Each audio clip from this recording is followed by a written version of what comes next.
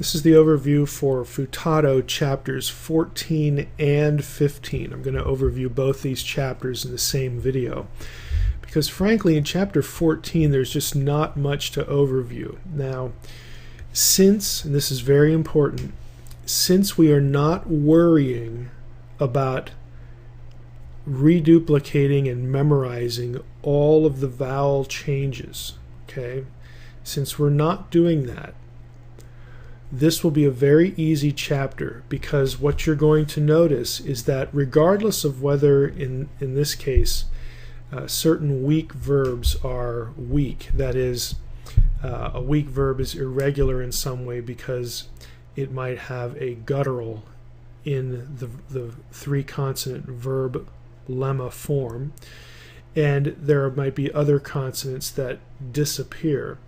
Just because that's the case does not mean that these are not regular in terms of the endings they take in the case of the perfects, the suffix conjugation, or the prefixes they take, the imperfect conjugation.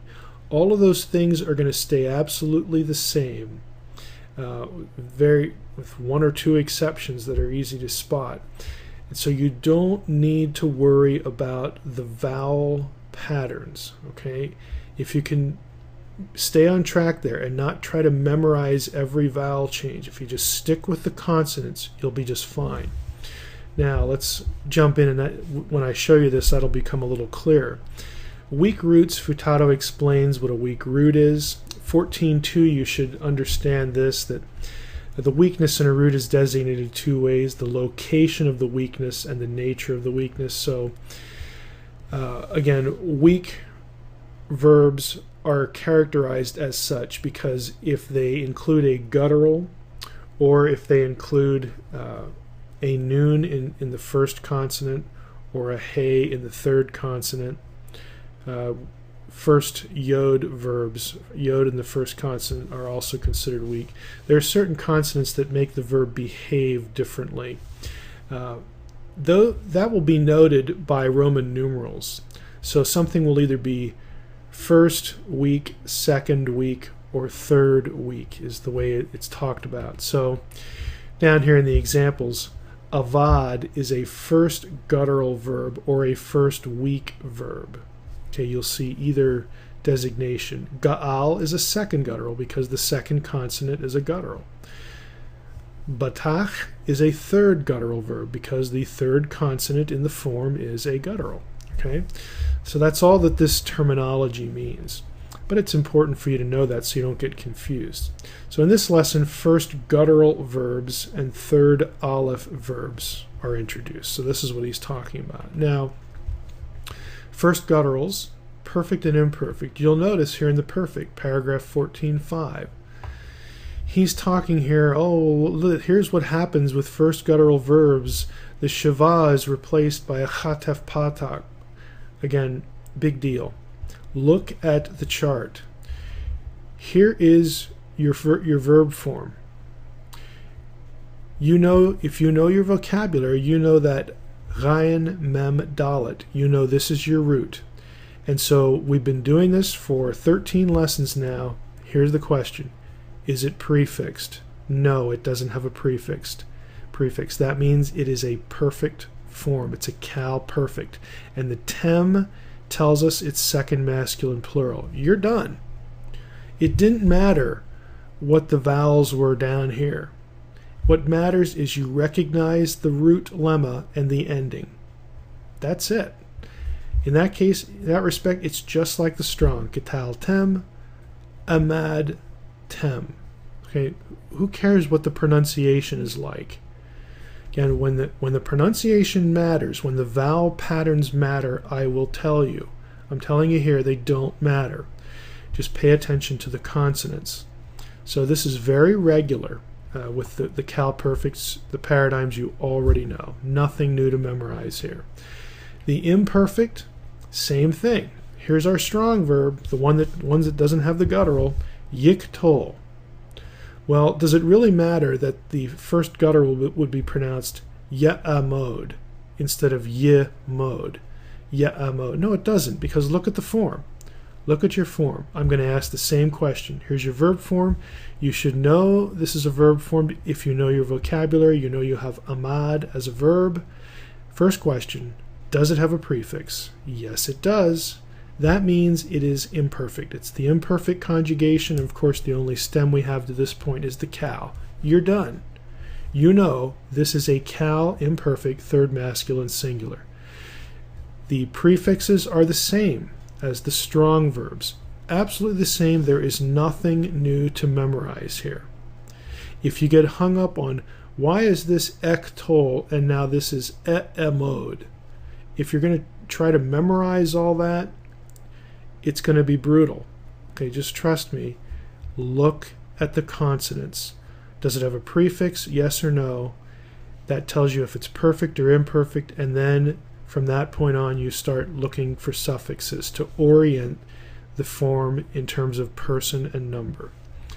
Nothing new to memorize here. Third aleph verbs, perfect and imperfect, also quite regular. Katal matzah, katala matzah, katal ta, matzah ta. Again, you'll notice that the alephs here don't have a shava or a vowel underneath it. That's what he's explaining up here. Again, I'm not trying to be flippant, but who cares? Okay, what matters is that you can see, you know your vocabulary. How many times have I said it? Vocabulary is absolutely critical. You know your vocabulary, you know that matzah, you know these three consonants right here is a verb, you know that from your vocabulary. Then the question, does it have a prefix? No, that means it must be a perfect. Okay, there you go. Okay, now that I know it's a perfect, what's the ending? And that will tell me what person and number it is. Absolutely the same as your quote-unquote strong verbs. Down here with the imperfect, same thing. Here's a third guttural, yishlach. Here's a third aleph, yimsa. Again, who cares why this is a patak and why this is a komets? It's just irrelevant.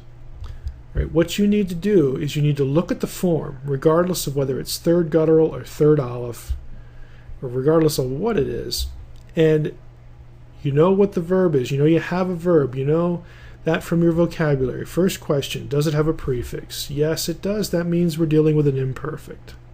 Okay? So on and so forth. Again, the endings, the prefixes are exactly the same as they are for the strong verbs. There is nothing to memorize in chapter 14. And that's it. There's the vocabulary. And he gives you, a few verbs that are pertinent. Some of these verbs he gives you are going to be useful in the next chapter, chapter 15, because he's going to talk about first noon verbs. Nasa is a first noon verb. And he's going to talk about third hay verbs. Gala is a third hay. Hay in third position, noon in first position. So let's go to chapter 15. These are also weak verbs. And he's going to be talking about first noon verbs first, perfect and imperfect. Now, again, they vary from the standard pattern in certain ways. So in the perfect, he says, because the noon is never followed by a consonant in the cal perfect, okay, whatever, these forms are regular. Nafal, nafal tem. In the perfect, first noon verbs are just like any normal verb. Okay? You'll be able to spot them with ease. In the imperfect, though, it's a different story. And this, of the two chapters, this is probably the most difficult thing, even though if you pay attention to what I say, I think you'll find that they're not terribly difficult. Now, in all forms, in the imperfect, again, we're talking about the imperfect, the noon is followed by a consonant. As a result, the noon is assimilated to that consonant, as indicated by a strong dagesh. Here's what it means.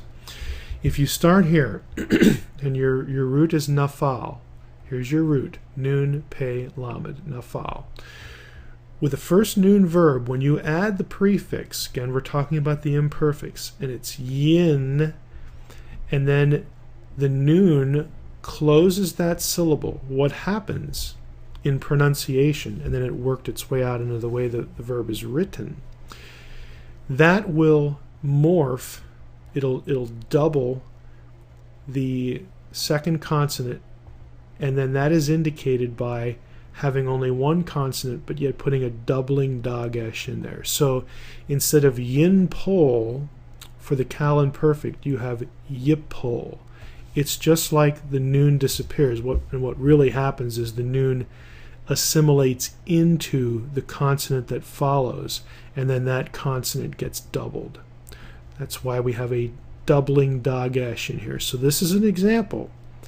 This is an instance. Again, I tell you when the pointing patterns matter, I will tell you. Here's an instance where it matters, and it will telegraph to you what you have. So when you see yipol, you should be thinking, okay, do I have a lemma that is yod, pe, lamed? Do I have like yafal in my vocabulary? No, I don't. And there is no such in the vocabulary that you'll get in biblical Hebrew here. So that should say, okay, well that doesn't work. So what do I have? I learned that some verbs, either the third consonant drops out, that's what we'll get with third hey in the next couple pages of this chapter, or the first consonant drops out, disappears, assimilates. So that should tell you, okay, do I have nafal here with the first consonant moving into the second, or do I have pala and the third hey just disappearing? Well, that question is answered by the presence of a dagesh after a vowel sound. Okay, you're not supposed to have that. The only time you're gonna, this is a bagad kefat letter, and so you shouldn't really have this, but you do, and so that should telegraph to you that, okay, I have a doubling dagesh here. And here, dirty little secret here, when you have a dagesh in a form that isn't at the beginning, chances are it's going to be a doubling dagesh, and that's going to tell you you're looking at a particular something. It's going to tell you what the original root is. It might tell you what the verb stem is. It's going to be meaningful. So in these forms, if you look at them, you'll notice that the prefixes yod, tav, aleph, they're the same as your regular imperfects. And what's happened between this form and this form is that since this is a first noon verb, the noon has sort of snuck into the second consonant, and that feature, that act,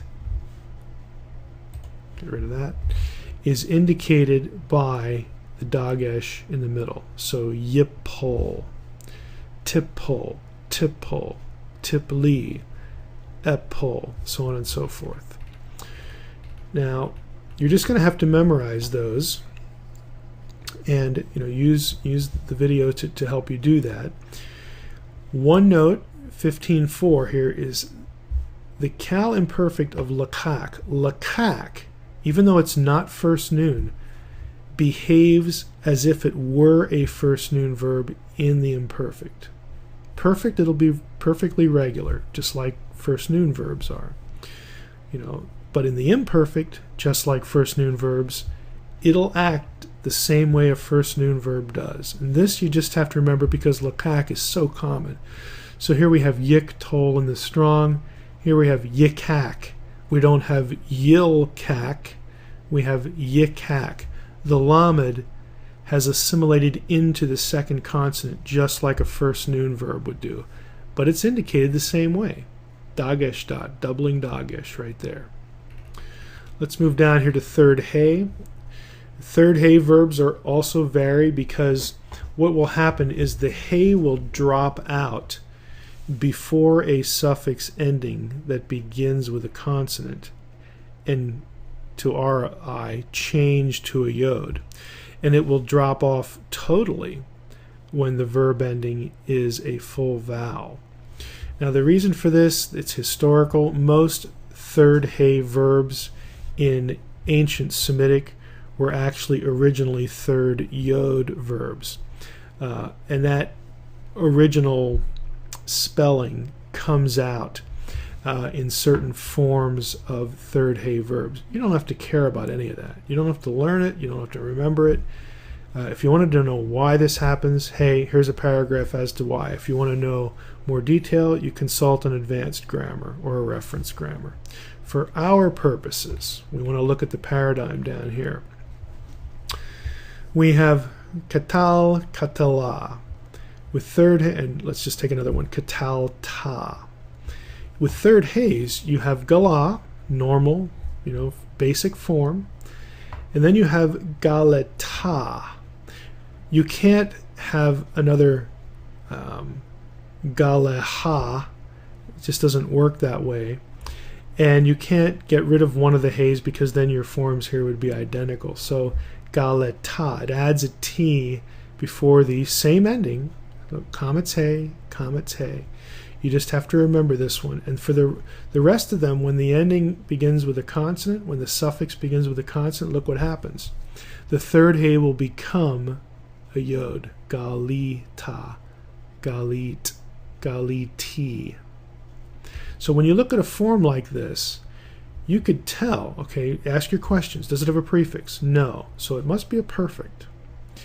Okay, and if it's a perfect, well, the T, well, I've memorized this. I know that's the first common singular ending, but look at the lemma. Gimel, lamed, yod. Do I have galai as a lemma for my vocabulary? No, I don't. But, okay, and here's where you need to remember. But I do have gala. I learned that with third hay verbs, that third consonant will become a yod. And then you got it licked. You know exactly what it is.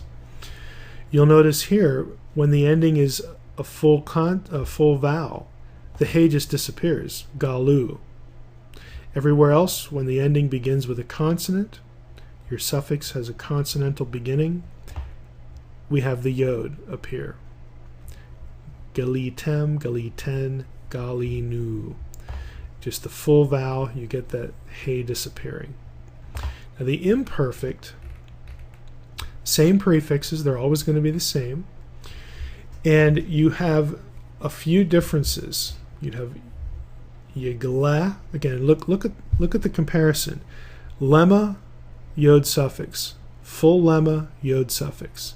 Full lemma, tav prefix. Full lemma, tav prefix. Full lemma, tav prefix. Same here. Here's one where you get a difference because, think about it, you get a full vowel ending, full vowel suffix, and so the hay disappears. That's why you have tigli, because the third consonant of the lemma is going to drop out before a vowel ending, a full vowel ending. So tigli, in the imperfect, this should be easy to remember, because if you know it's an imperfect and you have your prefix here, the only heric yod ending is second feminine singular. So therefore, in that respect, it's completely regular. Down here in the plurals, same thing. When you have a full vowel ending, even though the prefixes are the same, when you have a full vowel ending, the final hay drops, it disappears. That's why you have yiglu and tiglu down here. Everything else is going to be normal prefix, and then your root, and then your ending. And again, before the consonantal suffix, the third hay will change to a yod. So I actually think third hay verbs are pretty easy to spot if you just know, if you just remember two things. Reduce it to two things. One is that before suffixes that begin with a consonant, like na, na, and up here with the perfect, ta, ti, tem, ten, so on and so forth. Before suffixes that begin with a consonant, the third hay, the hay consonant, will change to a yod. That's one thing to remember. And the second thing to remember is the hay disappears before any ending that is a pure vowel, purely long vowel, right there. You remember those two things, you're going to have third hay verbs licked. Now there's doubly weak verbs. These are verbs that are weak in two ways. Asa is a good example. It's weak one way because it has a guttural, and it's weak another way because its third consonant is hay. Again, look at the examples down here. These are not hard to find. Here's our doubly weak one. Si tem. You look at this form. tem should tell you it's a verb, because you know you have your endings memorized. Then the first question, does it have a prefix? Nope. That means it must be a perfect. Tem tells me it's second masculine plural, so the only question is, what is the root?